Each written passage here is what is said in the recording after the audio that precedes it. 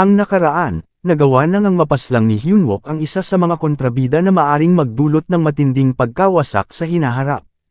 Pagkatapos nito ay ang paglabas din ng isang pagkakataon na minsan lang mararanasan ni Numan, subalit ang pagkakataong ito ay mariin lang na tinanggihan ng ating bida. Kasalukuyan, bigla na lang natigilan ang dalawang anghel at sila ay nagtataka, na kung bakit ang isang magandang pagkakataon, ay itinapon lang ng ating bida. Muling nagtanong ang system sa kanya talaga bang ito ay kanyang tatanggihan, pag-isipang mabuti ang desisyon. Baka ito ay wala ng ibang pagkakataon. Kanyang naisip na ang pagprotekta sa sangkatauhan ay isang magandang bagay, ngunit sa huli pagkatapos ng lahat sila ay isang grupo lang. Habang ang mga gantimpala ay magiging garantisado, ang aking mga kilos ay panapanahong limitado.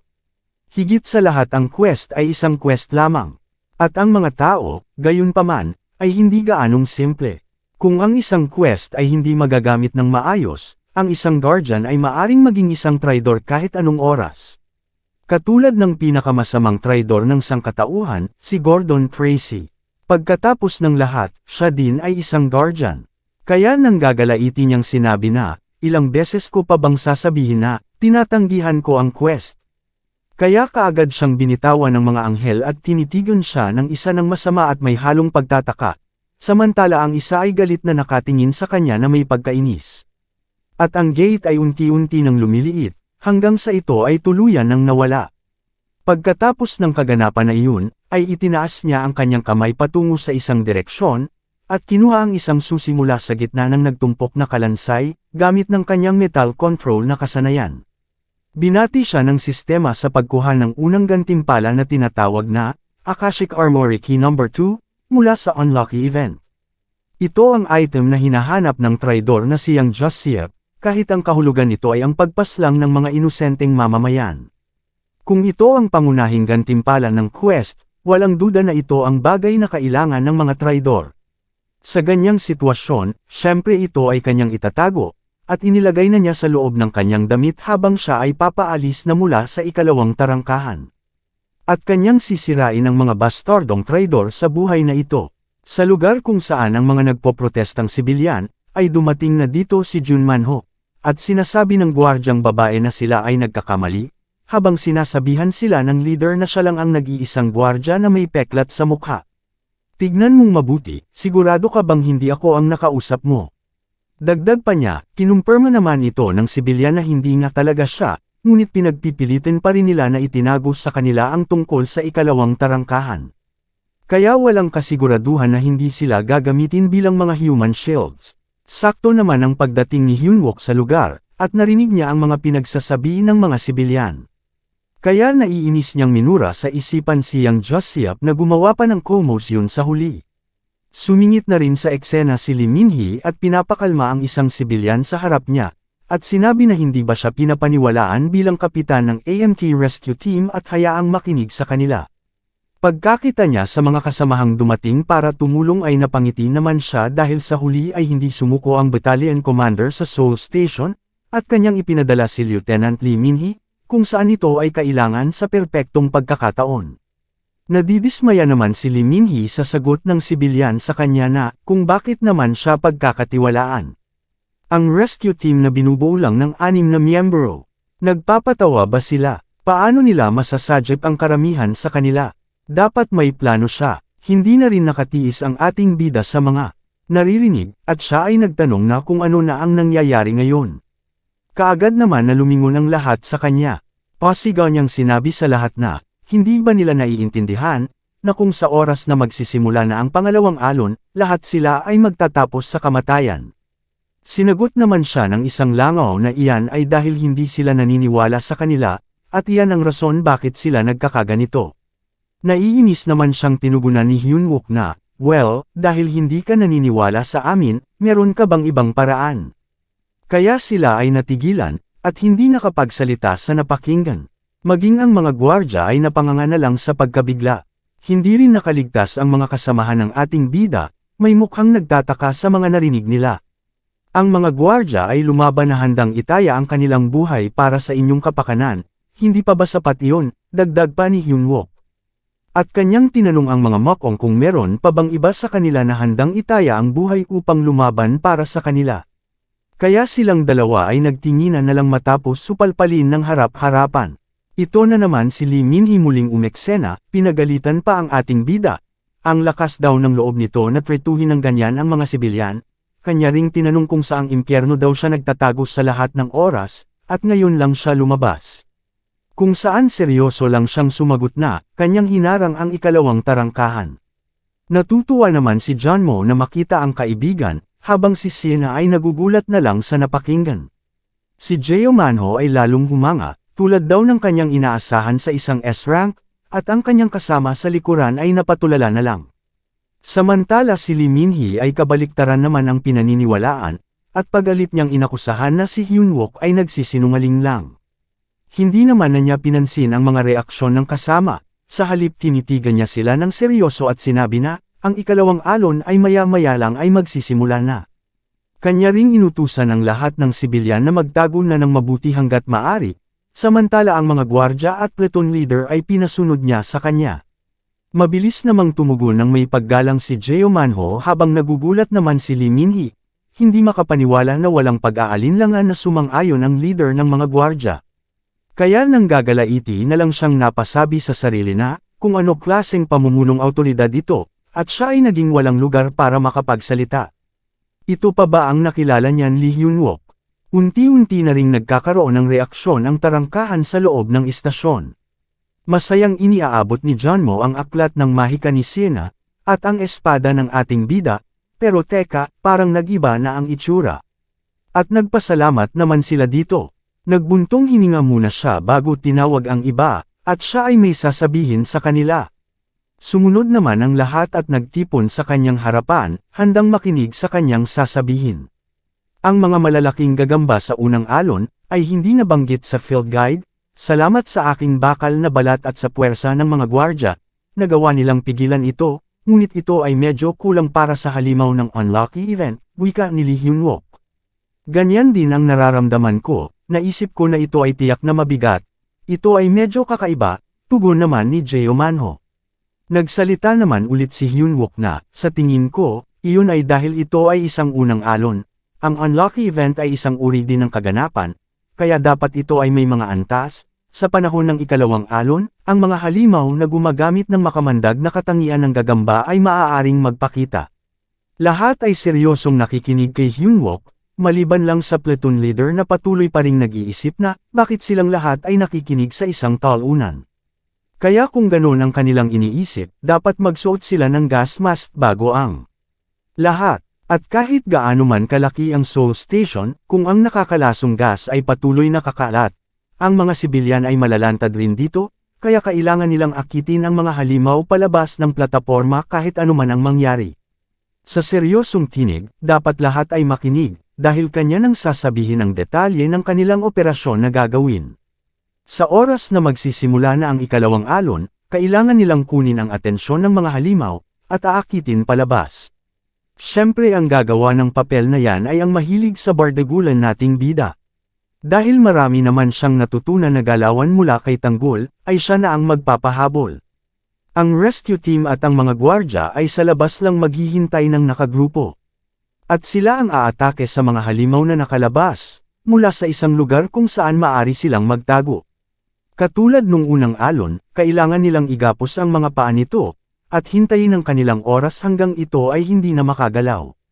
Sa oras na makahanap na ng tamang pagkakataon, si Hyunwook na ang bahala sa pagbasag ng kanilang matitigas na armor, sa pamamagitan ng paggamit ng kanyang pangmalakasan na metal smash na kasanayan. Matapos masira ang kanilang matigas na depensa, i-focus doon ang lahat ng pag-atake sa may malambot na parte, hanggang ito ay tamarin ng huminga, at gugustuhin na lang na mamahinga. Ngayon ito ang pinakamahalagang bahagi, para sa mas mataas na tsansa upang magtagumpay ang operasyon, ang platoon leader at ang vice platoon leader, ang dapat manguna sa kanila mula sa mataas na posisyon. Kaya kunyaring nagtatanong pa na siya at Siena ay magkasama. Gusto naman niya, kaya nagtinginan na lang silang dalawa.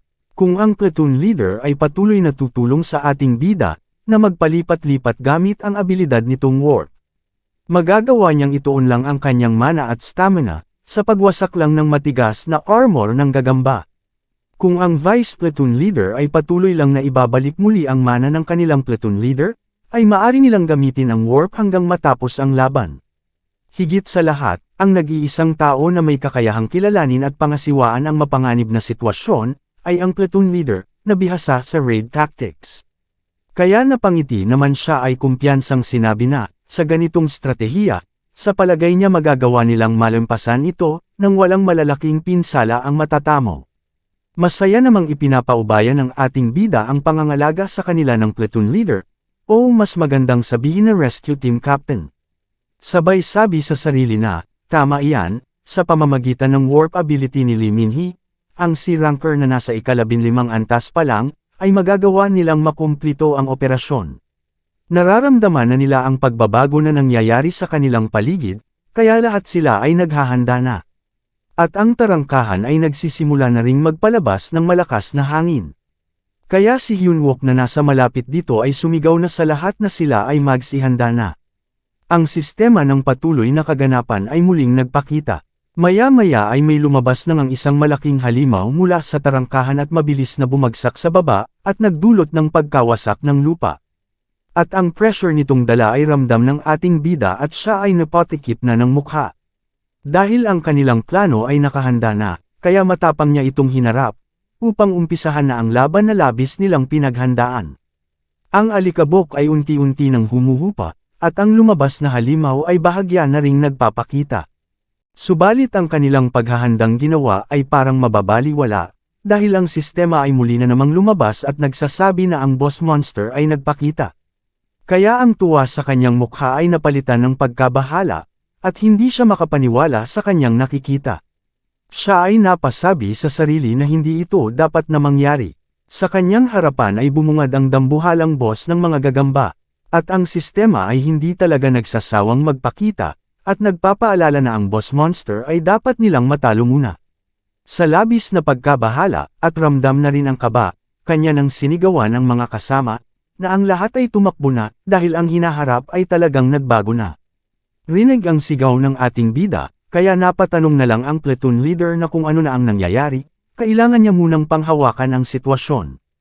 Kaya ang lahat ay kanyang sinabihan na manatili lang sa kanilang posisyon, ang plano ay hindi magbabago, at kailangan pa rin nilang akitin ito palayo mula sa mga mamamayan.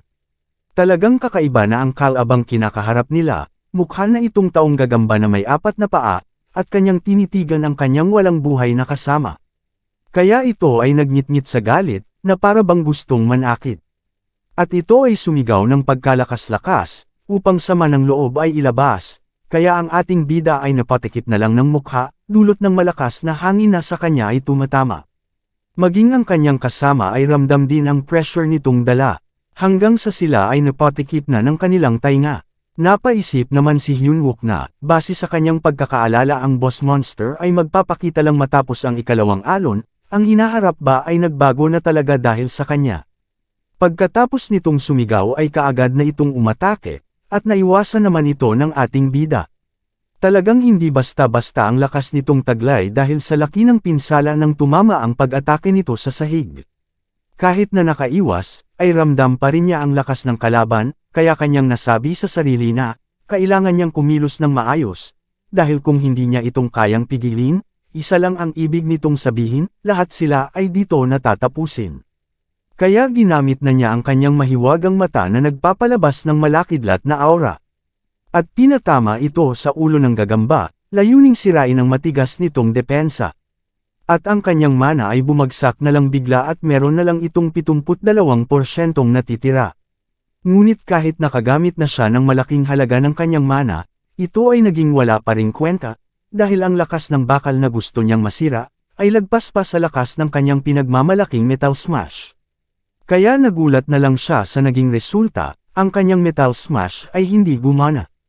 Habang siya ay nasa ere, mabilis namang gumanti ng pag-atake ang boss na nanggagalaiti. Gamit ang skill chain ay matagumpay niya naman itong naiwasan, subalit ramdam pa rin ang hirap ng kanyang kalagayan. Dahil ang pag-atake ay kanyang naiwasan, ang haligi naman ng gusali ang nataman. Kaya labis na siyang kinakabahan, sa isang tama lang ang haligi ay nasira kaagad, kaya kahit gamitin pa niya ang body transformation at gawing bakal ang kanyang katawan, ay wala pa rin itong panama sa lakas ng kalaban. Sa pagkasira ng haligi gamit ng isang was-iwas lang, ay meron naman siyang napagtanto. Kahit na nahihirapan, ay kailangan niya pa ring magseryoso, upang magawa niya ng maayos ang naisip niyang plano. Mariin niyang tinitigan ang kanyang kalaban habang ito ay nakalutang, tila bang nagsasabi na sige umatake ka lang. Muli naman siyang inatake, ngunit mabilis naman niyang pinaikot-ikot ang sarili, upang makaiwas kahit siya ay nasa ere. At mabilis siyang tumakbo sa mga galami nito patungo sa kalaban.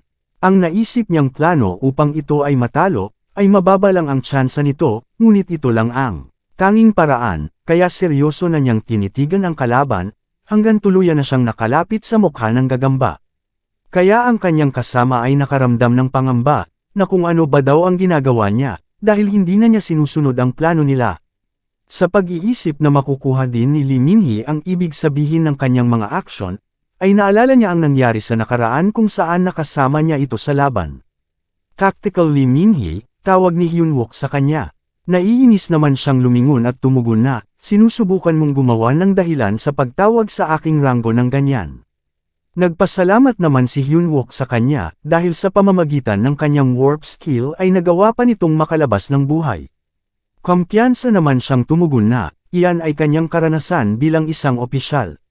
Masaya naman siyang sinabihan ng ating bida na, natutuwa ito na naging partner siya at sinabihan na, hindi siya nagbibiro noong sinabi niya na kabisado niya ang lahat ng tactical manuals bilang isang opisyal. Kung saan mayabang naman siyang sumagot na, sa palagay mo na ang pagsasaulo ng mga libro ay mayroon lamang sa aktwal na mga taktika sa labanan. Hinahayaan ko itong tumanda sa aking ulo para magamit, upang malampasan ang limitasyon ng aking warp na kakayahan.